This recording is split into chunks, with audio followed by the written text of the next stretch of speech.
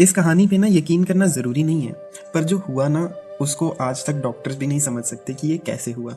एक आदमी था जिसने मुझे ये कहानी सुनाई। उसकी माँ ना आईसीयू में थी।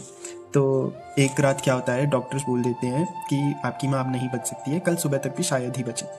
तो एक अनुमान था कि कल सुबह तक उनका देहांत हो जाएगा, क्योंकि दवा कुछ भी असर नहीं कर रही थी उन पे। तो वो आदमी बहुत ज़्यादा दुखी हो जाता है, बहुत रोने लगता है। फिर उसे याद आता है ना कि उसकी माँ काली को बहुत ज़्यादा मानती हैं, और हॉस्पिटल के पास ही एक माँ काली का मंदिर होता है।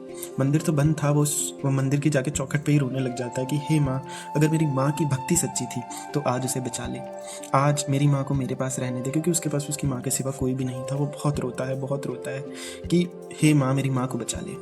वो वहीं रोता रहता है। रोते रोते सुबह हो जाती है। सुबह डॉक्टर्स का फ़ोन आता है, उसे बोलते हैं कि आप हॉस्पिटल आ जाओ।